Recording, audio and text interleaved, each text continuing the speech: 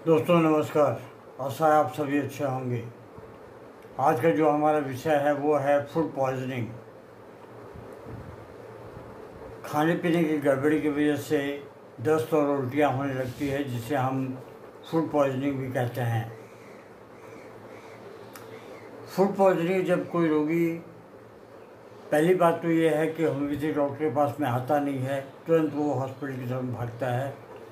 लेकिन अगर आ भी जाए तो हमें सबसे पहले रोगी को सुनना चाहिए कि उससे क्या परेशानी है।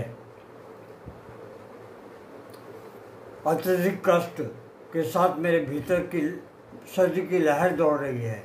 रोगी ये कहता है कि बहुत कष्ट हो रहा है, लेकिन मेरे भीतर जो है सर्दी की लहर दौड़ रही है, पंजों में ऐंठन हो रही है।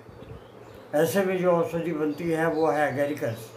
एक लाइन और एक सिम्टम और दवाइयाँ चुन ली जाती हैं। बस भोजन करने के बाद बीमार पड़ गया था और ऐसा लगता था कि अब मैं मर जाऊंगा। भोजन करने के बाद में ऐसा लगता था कि अब मैं मर जाऊंगा। ऐसे में जो औषधि बनती है वो है आर्सेनिक एल्बम। मुझे भूल से भी डिब्बे का खाना नहीं खाना चाहिए था, लेकिन मैंने खा लिया। इसके लिए जो औषधि बनती है वो है बोटुलिनम। बोटुलिनम औषधि की 30 की पोटेंसी को दिन में कम से कम 2 घंटे पे देते रहें। मुझे बड़ी जोर से उबकाइयाँ आ रही हैं और उल्टी आना रोक नहीं सकता। मुझे बहुत ज़ोर से उबकाइयाँ आ रही हैं, नौसिया आ रहा है और मैं नौसिया को रोक नहीं पाता। मुझे अब उल्टी करना होगा। ऐसे में जो औषधि बनती है वो है एपिकार्ड। मैंने काम समाप्त कर दिया था, लेकिन रात के खाने के बाद मैं बीमार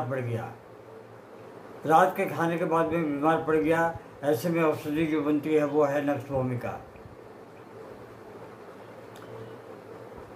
अब रोगी आगे कहता है कि मेरे पेट में गुड़गुड़ाहट होती है, इसके साथ ही दस्त एक बारगी हो जाता है।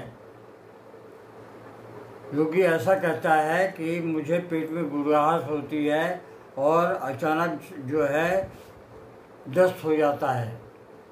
ऐसे में जो औषधि बनती है वो है पोडोफाइलम। अब आगे हम चलते हैं कि होम्योपैथी दवाओं के चुनाव के सांकेतिक लक्षण। अगर रोगी बहुत ही परेशान दिखाई दे रहा है तो पहली जो दवा बनती है वो है आर्सेनिक एल्बम। बहुत ज़्यादा उल्टियाँ और दस्त आने के लिए एपिकाक और वेटम देने पर विचार करना चाहिए। भीतर से सर्दी महसूस हो रहा है और पंजों में पिंडलियों में ऐंठन हो रही हो, दूसरे अंगों में फड़कन हो, तो एगेरिकस औषधि बहुत ही लाभकारी होती है। अगर गरिष्ठ भोजन के बाद उल्टियाँ और दस्त शुरू हो गए हों तो नक्स भूमिका और पेल्सिटा को कभी मत भूलिए। इसे हमेशा आप अपने साथ में रख सकते हैं या अपने घर में रख सकते हैं।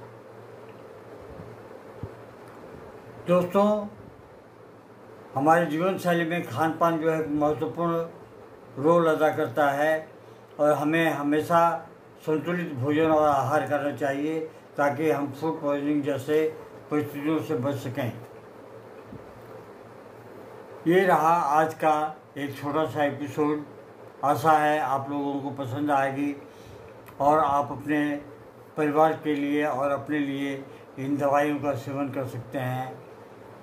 लेकिन जहाँ तक मैं आपको सलाह दूंगा कि अगर ऐसी परिस्थितियाँ आती हैं तो आप किसी नज़दीकी होम्योपैथिक डॉक्टर से संपर्क करें और उनसे सलाह मशवरा लें, उनसे परामर्श लें और उनसे दवाइयाँ लें।